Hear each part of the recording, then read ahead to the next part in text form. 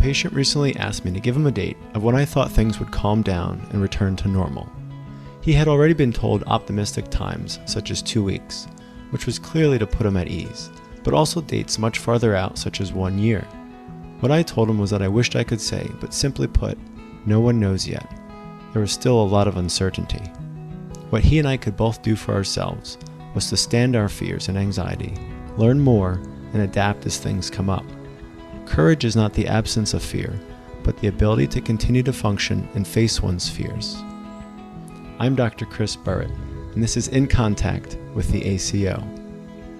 I wanted to interrupt our normal programming to bring you this important interview with Dr. Peter Crist, President of the American College of Orgonomy. I hope it helps, and if so, please share it with others. The coronavirus pandemic has us living with tremendous uncertainty. How contagious is it really? If I get it, will I survive? Often it seems we get bits and pieces of information, and our assumptions and fears fill in the blanks. As if the medical concerns aren't enough, there are concerns about one's job and the economy, and it's enough to make anyone panic. So Dr. Crist, I wanted to talk with you to hear your observations and your thinking on this important situation. What can you tell us? Well, the first thing is to underscore, and I think it runs through everything that we will talk about, is that things are very uncertain right now. And it's very important, I think, to remember that anxiety is an absolutely natural emotional reaction to uncertainty. And what really matters is how people handle that anxiety. And so looking around, I see people that I call the ostriches who disengage and dismiss the significance and stick their heads in the sand, and then other people who are all stirred up and get into a panic. And so a more healthy response would be to be able to stand your anxiety and just keep observing and looking and seeing what is actually going on in reality to make rational decisions about what to do. And that's hard for people to do. In the face of uncertainty, it's hard for people to just stay without either jumping to a conclusion, as the panickers do, or disengage, as the ostriches do.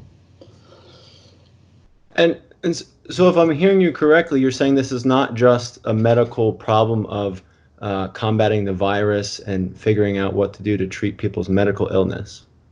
Right. I mean, I think that's a very important thing to remember. Any epidemic, any pandemic is not just understanding the biology of the pathogen or even the medical treatment of it. It's a social phenomenon. So epidemiology really crosses over into sociology, and understanding how people handle things as social beings is a crucial part of it.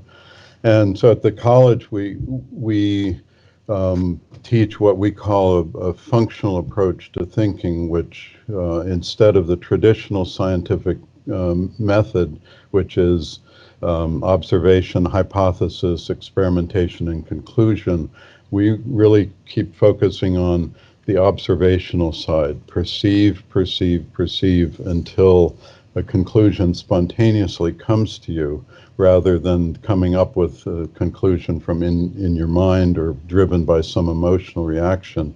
We distinguish observations and perceptions from conclusions because we want to know what is the reality of what's going on, rather than that conclusion based on some misperception we have or some idea we have driven by emotion that may be irrational. I see. So, for instance, from my own experience, I remember, I went on vacation on March 10th, and on March 9th, I remember hearing more and more about it. And, I think I read something along the lines of, someone kind of dismissing what's going on, not saying it's not important, but the flu kills more people every year, and that helped me say, you know what, I don't have to worry about this because there's things that are worse than this, and that allowed me to kind of disengage rather than stand it and look more and more, which I've been doing more recently. Right. Yeah, I mean, I've thought a lot about that comparison that people make between the coronavirus and the flu. And on the surface of it, it seems to make sense. But if you look at it, if you just look at the numbers, more flu cases, more deaths compared to coronavirus, it's missing the essential point that if you're thinking mechanically, you tend to think in terms of quantities. So let me go back for a second and just kind of define what we talk about what functional thinking is, because that will come up over and Sure, over. sure. Dr. Baker, who founded the college, had a one-sentence summary of functional thinking. Functional thinking is thinking as nature functions. Well, when I told a friend of mine, he said, well, that's a circular definition. So how does nature function? And one of the things that we understand as orgonomists is that nature functions by virtue of spontaneous movement. Nature itself is spontaneous. So that's what we're looking for with functional thinking, is allowing ourselves to observe and observe until a thought spontaneously comes to us that is in direct alignment with or mirrors the actual reality, the actual thing that we're observing. And so if you the alternatives to that are the two more armored ways of thinking, or mechanistically, which means thinking as if nature is a machine, one cog moves the other, or mystically, as if nature is an unknowable oneness that just happens magically. We integrate both of those on the deeper level of saying, okay, we can look at the details, but we also absolutely need to look at the big picture. And if you don't look at that whole big picture and integrate what the whole picture is with the details, you get lost either thinking mechanically or mystically. So if you just look at the numbers, as you probably know, I love word origins. The word quantitative comes from the Latin word quantus, which means how great. The word qualitative comes from the word qualis in Latin, which means of what kind. Well, if you don't identify what kind you're dealing with, you can't determine how large it is, how great it is. So until we know qualitatively how the coronavirus differs from the flu virus, comparing numbers is going to tend, as you said, to dismiss the significance of it. And there's enough information now to say that the coronavirus is qualitatively different from the flu virus. The other thing is the flu virus happens every season, and there's much less uncertainty. So there's less anxiety. Even if more people die from the flu virus, people know that, okay, that's how many people are going to die. And in a certain ironic way, that uncertainty, even if that certainty, even if the certainty is bad, it reduces anxiety. So the whole picture of how we look at this is just so crucial, and not to jump to a conclusion based on this number compared to that number until we know how this virus behaves. And I still think there's a lot that we just don't know yet. I mean, we're gathering factual information, but that's the key. We need factual information on which to base rational decisions. Yeah, and I hope that people have those, because what I read when I'm paying attention to it is just very sparse tidbits of, especially now, I think because a lot of young people dismissed it as just something that's going to harm older people. Now they come out in the news with something, oh, it's not just old people, it's also young people. There's even, in fact, there's a 25-year-old who died, and you know nothing about that information, but it's almost like swinging backwards because people were dismissive, and now they want to say, no, no, no, it is something you need to be anxious about and worried about. Yeah, well, but that's why I use the term that we're dealing with a panic about the coronavirus pandemic, but we're also dealing with a pandemic of panic. That the anxiety is contagious. So to distinguish the difference between anxiety and panic, what happens is if someone is anxious and that anxiety builds and they lose perspective, then they start to go off and the anxiety just takes over. And that we call it a blind panic for a good reason, that when you're in a panic, you just don't see. And that's why I said the ostriches with their heads in the sand don't look, the panickers can't see. And the bottom line with that is then we're not able to integrate and look at a rational approach. Do you have thoughts about what's been done so far, whether in different states or in the nation, about how things are working or how they're not working with interventions that have been done? I really am someone that says we'll have to see. I mean, I have lots of thoughts, whether they are functional, whether they match what's going on. I'm very clear about certain little instances where what we were calling a mechanistic approach, not seeing the big picture, is a serious problem.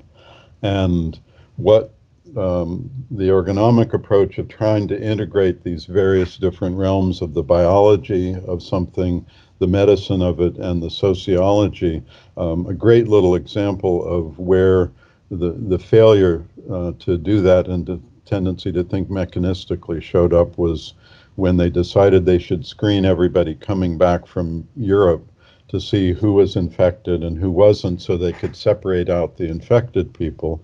And on the surface, it made perfect sense. Yeah, we need to know that.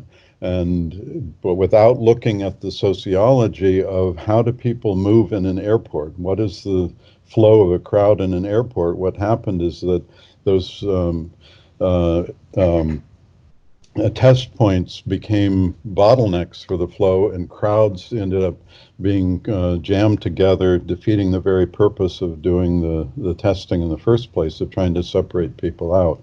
So if someone had really looked at that from the bigger picture of, well, what's the sociology of traffic flow in an airport, they probably could have overcome that problem that happened. That makes sense. Yeah, thank you. Another example where there actually was more functional thinking, the state of New Jersey sent out reports to doctors and I mean, volumes and volumes of information. But one little piece that struck me was that they were talking about school closing and whether that made sense or not. And they were actually thinking more functionally. They were saying a 2-week closure might actually cause more trouble than not closing the schools, because something more than half of grade school kids are taken care of by their grandparents at some point in the week. So sending kids home that might be infected to spend time with the elderly people who are more at risk might create more of a problem than if the kids were in school in a supervised setting. Now, the reality is that all the schools shut down and sent all the kids home. And this report before that happened was saying you need to really think about, because kids are going to gather anyway, would it be better to do that? So that was an example of at least attempting to think functionally. Unfortunately, the political entities made decisions and policies that I'm afraid are not always so functional. Just reacting out of, we got to do something, It reminds me of, you may have been taught this the same as I was in medical school, about taking your own pulse and kind of pausing, whether there's an emergency or a code, just to kind of pause for a moment before you make any decisions or do anything. No, that's good. I was never taught exactly that, but that principle. But yeah, take your own pulse before you get into an emergency situation. Yeah. Again, the basic principle that we try to focus on is perceive, perceive, perceive. Make observations before you come to a conclusion. And do you have any advice for any listeners, just practical things people can do with all this anxiety kind of in the air? Yeah, I do. But before I get to that, I want to touch on one other, because I think that's crucial. The other thing that is implied in all of this, when I said a pandemic of panic, is that the tendency for somebody to be anxious and someone who's with them to get anxious as well is very much, the image I have is like a flock of birds that one of them gets startled and they all take off. I think it's a natural biological reaction for a social group to react together. Um, and so in the face of anxiety, there tends to be more and more anxiety in the group. The difference is the birds keep their eyes open and don't fly into a tree or bump into each other. Human beings have this tendency to get into mass hysteria where they're not looking and really seeing the consequences. Mm. So going back to what you were saying about some of the policies, one of the major concerns I have is that there are people who handle their anxiety rather than tolerating it themselves and dealing with it, tend to try to control everything in their environment when they're faced with anxiety. And those people will want to control everything around them. And I'm quite concerned that many of the policies are being motivated by we've got to do something to control this, when in fact it's an attempt to control their own anxiety. Mm. And in orgonomy, we have the concept of the emotional plague, which describes that tendency for someone, instead of suffering with their feelings, to actually try to control the environment in a way that ends up destructive. And I've used the term, if you really look carefully, rather than, it's another basic concept we teach at the college of what matters is not what somebody says or their intentions. What matters is the effect. So if you really look at the effect of the policies, it will bring you back to reality, what is actually going on. And many of the policies are really quite destructive of what I say life, liberty, and pursuit of happiness, basic principles that are natural. It's even in the Declaration of Independence, inalienable rights granted by our Creator. So however you want to look at that, those are basic life principles. And every time they get undermined, we need to think carefully, is this someone doing something to control their environment out of their own intolerance of feelings, or is this truly necessary? And this is a situation where there's so much uncertainty, it's hard to know, and I really believe better safe than sorry, but we need to also really look carefully at the effects. So that brings us right back to your question, what can people do?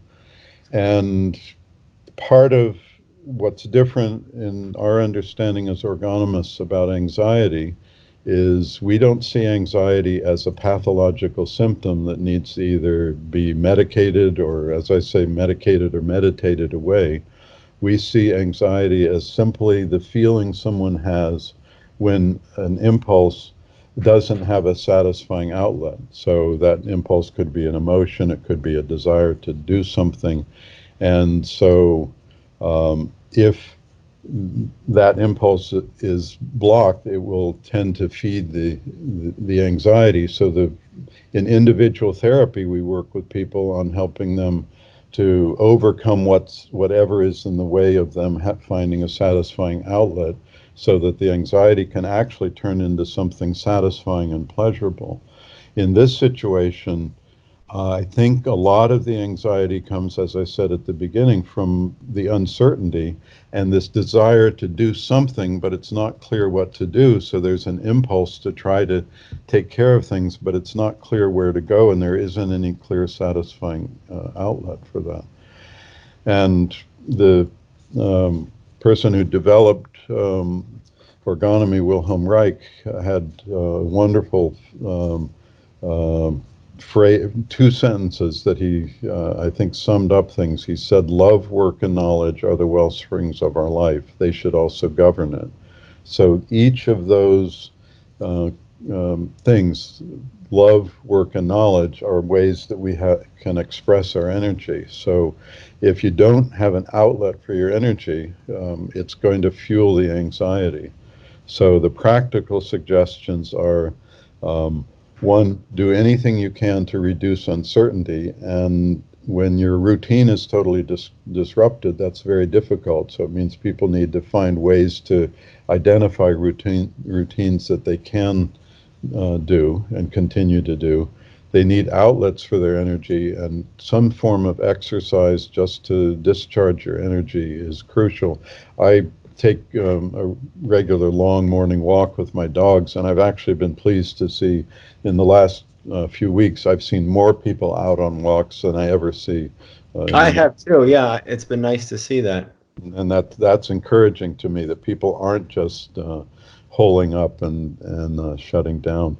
But if you go back to love, work, and knowledge, everybody needs an outlet for their love impulses, and everybody needs an outlet for their work impulses.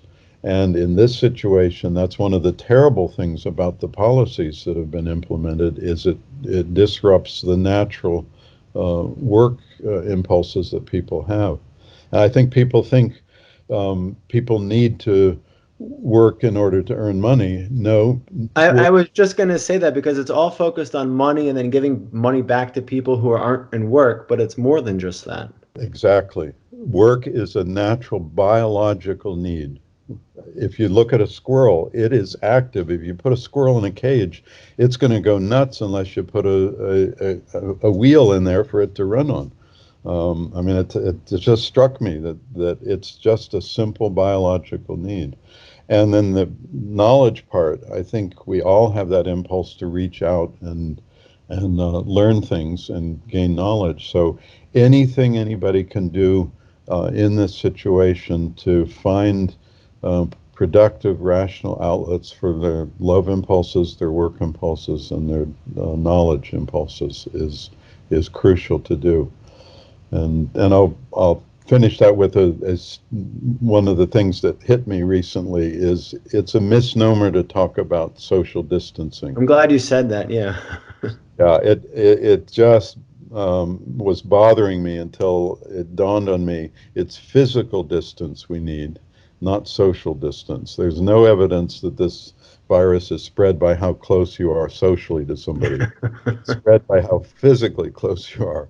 So this is a perfect opportunity for people to use whatever means, and I've seen it. More people have reached out to me with emails and phone calls than usual, and I know that's true of a lot of people. So again, those are positive things that I see that people seeing the need for their social contact with each other. Yes. Yeah. I've heard you describe society and groups of people as biological systems. Can you tell us more about that and how does that help us approach things? Um, it's one of the principles that we talk about in social ergonomy is understanding that social systems also are they're really biosocial systems, and I talk in terms of two different kinds of biosocial systems: families that develop to support the work. Families that develop to support the love function, and work organizations that develop to support the work function.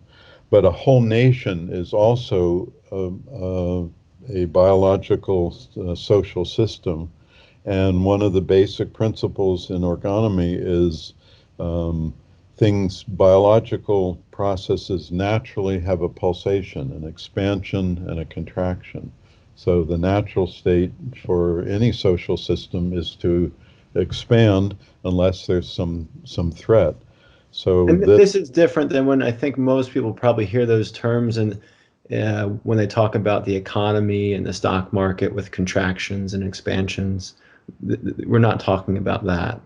well, it's no, we are. I mean, that's I would say a more mechanical way of looking at some aspects, but that absolutely, I believe, is a reflection of exactly the same processes. So it's funny, I talked with my financial advisor, and he said, "Well, the market was due for a correction." Well, that's their nice little term that when there's been an expansion, there's We've been expecting this.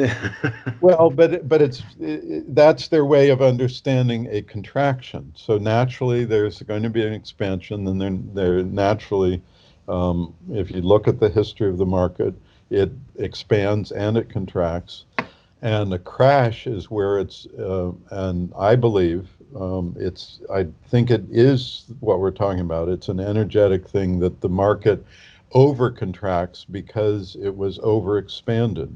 And I think many people would say our society has been in a state of overexcitation, overexpansion of people not really tolerating their own anxieties and their own contractive emotions. And that's one of the things that we understand in orgonomy is that in an individual, there are expansive emotions like love and joy, and contractive emotions like fear and sadness. Anger is kind of in between, where it's both expanding into the muscles as well as contracting from the surface. So both are activated there. But that same process of can someone tolerate their contractive emotions? Because that's a natural part of life too, is to feel good and then also feel fear and sadness, and to be able to tolerate all of those. But the tendency, I think, in our society for quite a while has been to push against the contraction and not feel anxiety. I mean, I think it's part of what the drug culture has been about, is to not just feel those feelings. And so here we have a society that's been in a state of overexpansion, and then this threat of the coronavirus comes along, and it doesn't just have a natural contraction of contracting down where it needs to be. It just collapses and shuts down. And that's the concern, is how long it will take for that to re-expand, and a lot will depend on policies that government agencies make. Yeah, my sense is there's been examples of both. I think you can see like communities rallying together, and then you can also see these extreme examples of people just going off the deep end, like the examples of the spring breakers or the people who are gouging prices or just being cruel to each other because of their own fears, I think, like you said. Mhm. And I've seen examples of both, but I don't think it's clear on just how the entire nation is responding quite. Yeah, I think that's true. What you brought up, I'm glad you brought it up, is this kind of situation brings out the best in people and the worst in people. I have seen absolutely, as I said, many examples of people pulling together and connecting with each other, even if it's not physically, by phone, by uh, video conferencing, and so forth. But uh, what was it? I've gotten several emails from different companies warning about coronavirus scams. So it brings out the criminal element. Anybody, when people are frightened and vulnerable, it will bring out the people who will take advantage of that. And going back to what I had said about the emotional plague, it tends to become more active whenever people are frightened and vulnerable. The people who want to control other people out of their own intolerance are more likely to act that out when people are frightened and vulnerable. I see. Are there other thoughts or other things you wanted to share related to this? The essence of nature is spontaneous movement, and I wanted to just reinforce that if you really look at natural phenomenon, I mean, the weather is a good example. They try to predict it, but you can never predict it 100%, which says something is happening spontaneously. Like when you look at your phone to check the weather and it says there's a 0% chance of rain and you're in the rain. Yes, things like that. Yes, exactly. Um, so if you really think about phenomenon going on as being part of nature, and that's a spontaneous process, um, in this situation, uh, um, a contagion, an epidemic, a pandemic, I think are natural phenomena, and they will have a natural course. And so the mechanistic tendency, I think, has been to say, well, let's stop this virus. I think that's impossible. If you really understand this is a natural phenomenon, we're not going to stop it. Now, the question is, can we control it in a way that allows us to manage it better? And the rational people are talking about it in that way. But there are other people that are talking about total lockdown to prevent this virus. And I think um, from spreading. And I think that is just an impossibility. So, and because that's a mechanical way of thinking about it, the virus is going to continue to spread in whatever way it does, despite a mechanical approach. So, I think what we need to have people doing is doing research that will allow us to truly understand the natural course of this um, natural phenomenon, and getting data that will allow us to look at how does this naturally function, so that we can then have interventions that, instead of trying to fight it, will manage it rather than trying to totally control it. And I think there's decent data that coming out of some places. I think Korea had much more data about testing the general population to see who has the infection. And in this country, you cannot get tested unless you have symptoms, which means, I know, and that's frustrating to me to hear that. Yeah. yeah, and that undermines one of the key pieces of information we need to have, which is how many people are infected, how many of those actually develop symptoms, and how many of those actually develop a serious disease, and how many of those need to be hospitalized, and how many of those will likely die. And it goes back to what I was saying, until you really understand the behavior of this particular virus and how it spreads, you can't compare it to the flu, you can't compare it to others. We need to know how this one works. I like that. That I think that adds a lot of clarity to the situation. I was thinking when you were talking about things moving spontaneously, just about the economy also. What's in the news a lot recently has been the shortage of supplies that could be masks or ventilators. Yeah. And there's opposing sides about forcing the federal government or someone to make it happen, to do it. And then there's the opposing side, which is to allow companies to kind of figure out a way to handle the problem. And there's something that stands out to me about that, which is there are good people in business who want to help out. I mean, like you said, it brings out the good in some people. And so I forgot what it's called, but the act, where the federal government can take over a business, that sounds very much of forcing something rather than allowing something to spontaneously happen. Yes, yeah, I think so. A great example of that, actually, just today, my wife told me she got an email from Hanes, the underwear company, which I guess she orders Hanes for her underwear, and they were saying they were switching over to making uh, uh, face masks. And I thought that's a small step from dividing a bra in half and putting straps on each side to turn it into a face mask.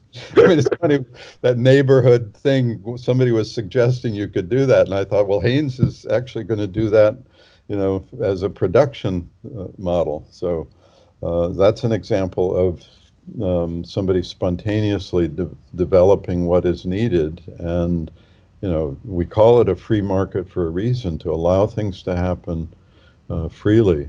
I mean, if you really look back at the policies, there's complaining about a shortage of hospital beds.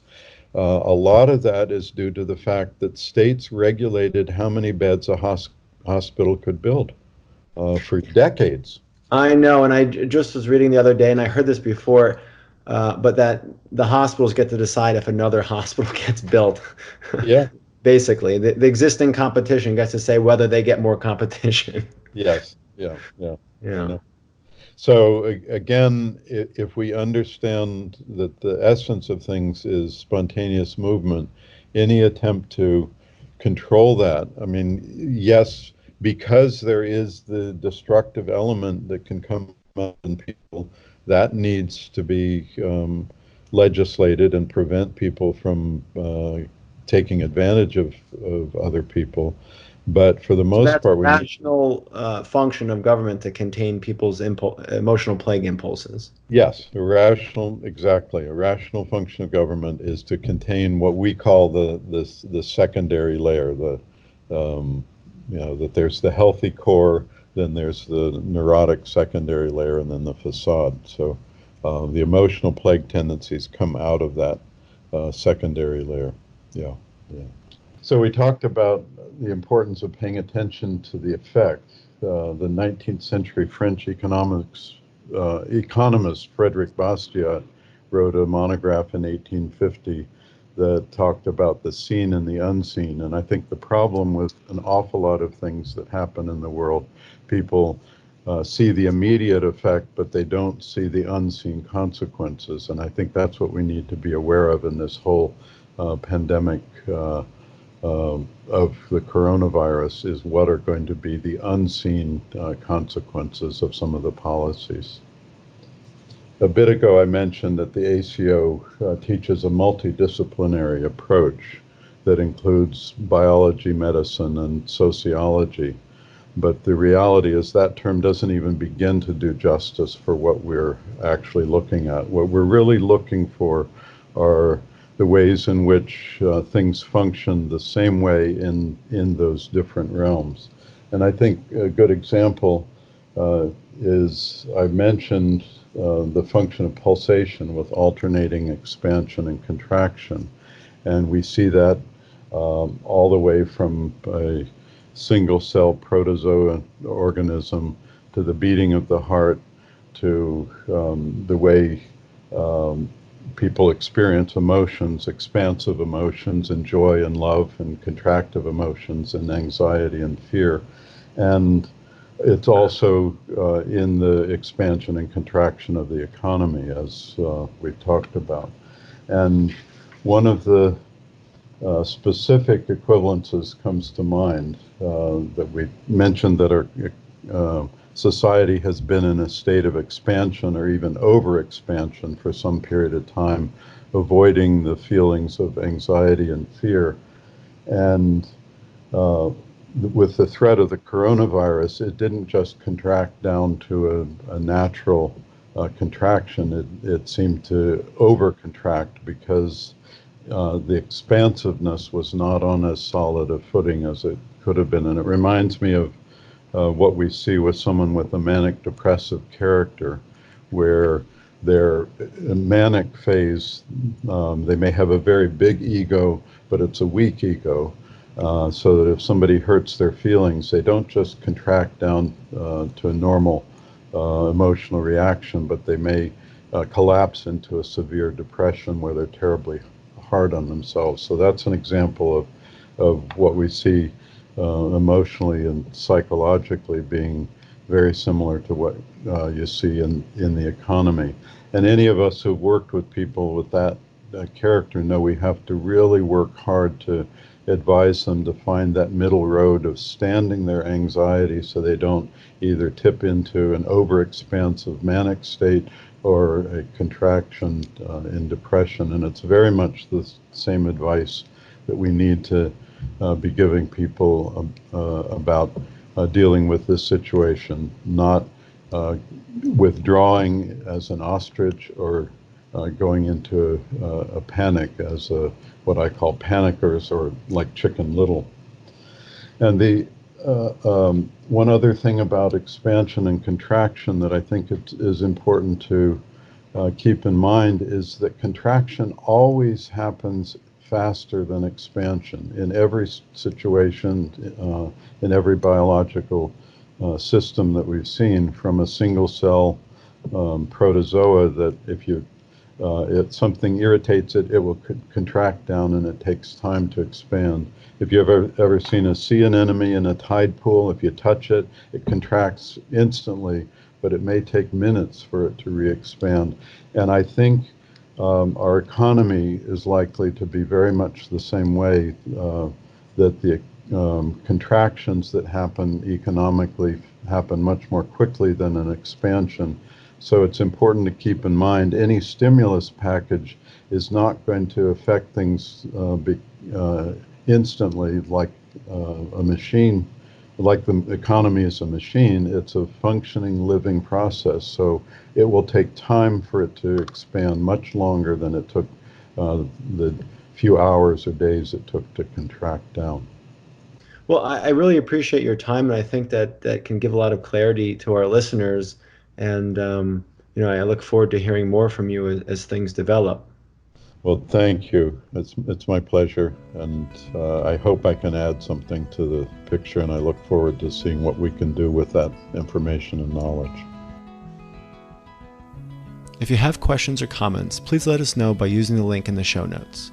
If you like our work, be sure to subscribe and share with a friend. I'm Dr. Crist Burritt.